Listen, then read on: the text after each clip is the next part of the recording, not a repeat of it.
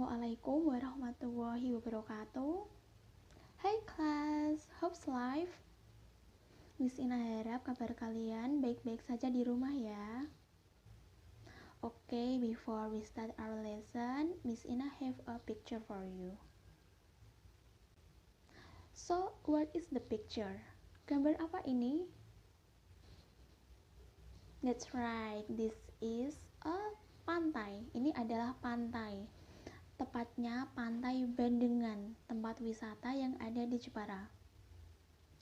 Selain pantai, apakah kalian pernah pergi ke tempat wisata lain? Seperti ke kebun binatang, ke Candi Borobudur, atau bahkan ke salah satu museum di Indonesia? Yes? No? Oke. Tapi Miss Ina yakin bahwa kalian pernah pergi ke salah satu tempat wisata di daerah kalian masing-masing. Well, tempat wisata tadi berhubungan dengan materi kita hari ini. Because today we are going to learn about descriptive text, especially about describing tourist attraction and historic buildings. Jadi hari ini kita akan membahas tentang descriptive text, terutama mendeskripsikan objek wisata dan bangunan bersejarah. Bagian descriptive text yang akan kita pelajari hari ini yaitu tentang pertama, definition, kedua, social function atau fungsi sosialnya apa, ketiga, language feature atau biasa disebut sebagai unsur kebahasaan dari teks. So, let's start our lesson now. Do you know what is descriptive text? Descriptive text is a text that describes a particular person, animal, place, or thing. Jadi, descriptive text adalah jenis teks yang mendeskripsikan orang, bisa hewan, tempat, atau hal lainnya secara khusus. Namun, hari ini kita hanya membahas cara mendeskripsikan tempat wisata dan bangunan bersejarah. Social function of descriptive text atau biasa disebut sebagai fungsi sosial dari descriptive text. To describe a place, animal, person, or thing in specific. Jadi, tujuan sosial dari descriptive text adalah untuk mendeskripsikan tempat, hewan, orang, atau hal lainnya secara khusus. Jadi, semisal nanti kalian tes ada pertanyaan, what is the social function of the text? Kalian tinggal menjawab to describe diikuti oleh nama tempatnya. Misal ada teks tentang Candi Borobudur atau Borobudur Temple. Kalian tinggal menjawab to describe a Borobudur Temple. It's easy, right? Generic structure atau struktur teks. Nah, dalam setiap jenis teks pasti ada yang namanya struktur teks. Untuk descriptive text ini ada dua bagian. Yang pertama identification, kedua description. Pertama identification.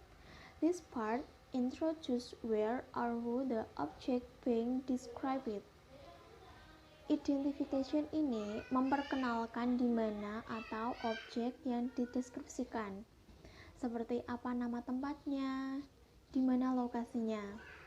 Identifikasi ini biasanya terletak pada paragraf pertama. Seperti Miss Ina ingin mendeskripsikan tentang Bandengan Beach.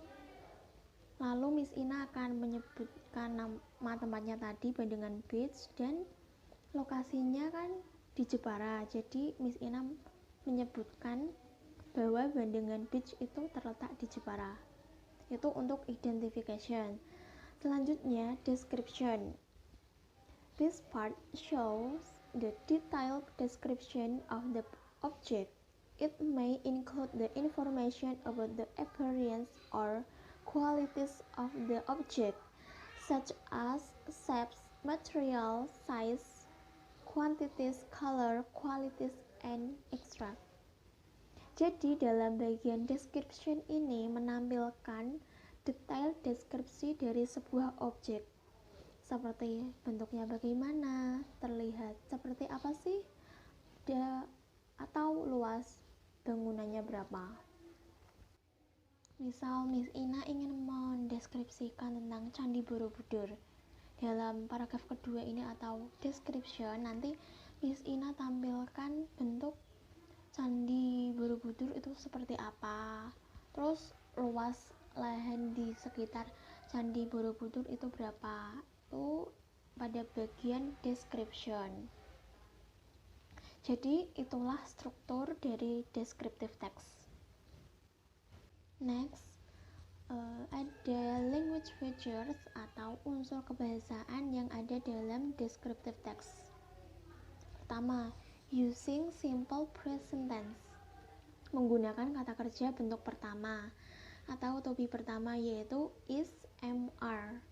For example, Monas is located in Central Indonesia.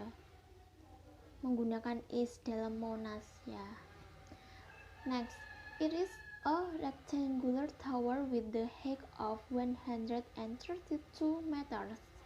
Menggunakan is juga. Kedua, use noun phrase. For example, Bandengan Beach is a beautiful beach. Beautiful beach merupakan noun phrase dari kata noun plus adjective. Noun kata benda yaitu beach pantai, adjective kata sifat yaitu beautiful indah. Contoh lainnya ada a historical building, a peaceful place. Next, using a adjective and adverb. For example, amazing, beautiful, ancient. Dan adverbnya ada in Indonesia, in Central Java, in Pati. Next, employs the reader's five senses. How something feels, smells, looks, sounds, and tastes. Jadi dalam descriptive text biasanya itu menggunakan ilustrasi atau gambaran panca indera agar pembaca mendapat gambaran dari sesuatu yang telah kita deskripsikan, seperti indera perasa, penciuman, indera penglihatan, indera ucap, maupun indera perasa. Berikut ini adalah beberapa contoh adjektif atau kata sifat yang dapat kalian gunakan untuk menuliskan atau mendeskripsikan tempat wisata atau bangunan bersejarah. Ada amazing, luar biasa, ancient, kuno, beautiful, indah, boring, membosankan, colorful, warna-warni, crowded, ramai, damp, lembab, dan lain sebagainya. Itu bisa kalian gunakan. Nah, untuk contohnya sendiri seperti ini. Bandung is a beautiful city. We can enjoy a landscape of magnificent mountain. Penggunaan adjektif dalam kalimat tersebut adalah beautiful dan magnificent. That's right. Untuk artinya sendiri seperti ini. Bandung adalah kota yang indah. Indah merupakan adjektif. Kita bisa menikmati pemandangan pegunungan yang luar biasa. Luar biasa atau magnificent merupakan adjektif juga. Oke, untuk lebih jelasnya Miss Ina ada contoh descriptive text tentang salah satu tempat wisata atau monumen yang ada di Indonesia, yaitu Monas. Kita akan membahas teks ini dengan social functionnya apa, generic structure-nya, dan language feature-nya. So, pay attention this text. First, what is the social function of this text? Tentunya dari judulnya saja kita sudah bisa menjawab loh.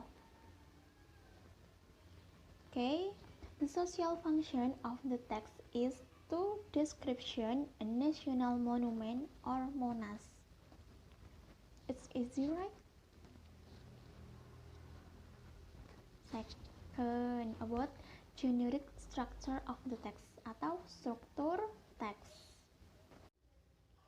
The national monument, or usually called as Monas, is located in Central Jakarta, Indonesia. Dalam paragraf pertama ini, yaitu bagian identifikasi, sudah tercantum namanya apa, yaitu National Monument atau Monas. Itu merupakan nama tempatnya. Untuk lokasinya pun sudah ada, yaitu in Central Jakarta, Indonesia. Ini bisa membuktikan bahwa dalam paragraf pertama ini merupakan bagian dari identification. Mari kita bergeser ke paragraf kedua dari teks ini. Pada paragraf kedua, ini merupakan bagian dari description, menggambarkan objeknya bagaimana, mulai dari bentuknya, tingginya, ukurannya, atau yang menjadi identik dari Monas akan tertulis di sini. Oke, Miss Ina akan mulai membaca, tolong diperhatikan. The National Monument is a rectangular tower with the height of 132 meters. Monumen nasional atau Monas adalah sebuah menara berbentuk persegi panjang dengan tinggi 132 meter. Next, okay. Bagian khusus dari bangunan ini yang menjadi ciri khas adalah bentuk api yang dilapisi dengan lembaran emas yang terletak di bagian paling atas bangunan tadi. Lalu di bawahnya ada sebuah museum menara dengan ukuran 80 x 80 meter.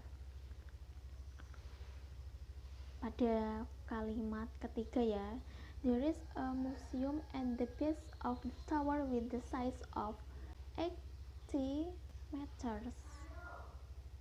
Nah, ini merupakan salah satu atau beberapa description tentang Monas di paragraf kedua ini. Selanjutnya, mari kita bahas unsur kebahasaan atau language feature yang ada dalam teks monumen nasional ini. Pertama, menggunakan simple present tense. Coba kalian perhatikan pada paragraf awal, kalimat awal. The National Monument or Monas is located in Central Jakarta. Penggunaan is pada kalimat tersebut itu sudah menunjukkan bahwa paragraf ini atau kalimat ini menggunakan simple present tense. Namun kalimat selanjutnya atau yang kedua pengecualian karena itu menunjukkan masa lampau sehingga memakai was ya. Di paragraf kedua pun seperti itu menggunakan to be is. Jadi ini sudah menggunakan simple present tense dengan baik. Selanjutnya, using noun phrase. Contohnya, a rectangular tower, special characteristic, spiral stairs.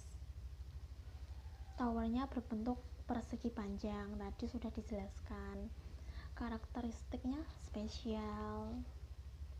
Lalu yang ketiga ada using adjective and adverb. Adjective, misal rectangular, special, spiral. Adverbnya in Central Jakarta, Indonesia. Nah, ini merupakan language feature atau unsur kebahasaan dalam teks monumen nasional yang kita bahas ini.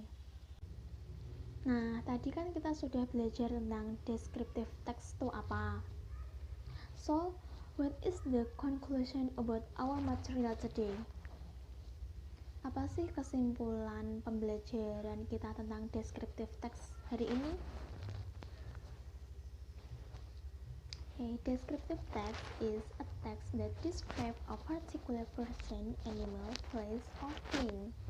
Jadi, descriptive text adalah teks yang bertujuan untuk mendeskripsikan orang, hewan, tempat, atau hal lainnya secara khusus. Generic structure-nya ada dua. Yang pertama, identification, merupakan pengenalan objeknya. Description, merupakan gambaran objeknya bagaimana. Nah, ada unsur kebahasaan atau language feature. Pertama, yaitu ada using simple present tense, menggunakan kata kerja bentuk pertama. Kedua, use noun phrase. Ketiga, using adjective and adverb. Dan optional atau tambahan, yaitu employs the reader five sense, seperti menggunakan indera kita untuk menggambarkan teks deskripsi itu apa, untuk memudahkan pembaca. Nah, itu kesimpulan pembelajaran kita hari ini ya. Oke kelas, that's all for today. Semoga materi hari ini bermanfaat untuk kita semua ya. Jangan lupa kerjakan tugas yang Miss Ina berikan. Jika ada pertanyaan lain, mohon tanyakan di grup WhatsApp.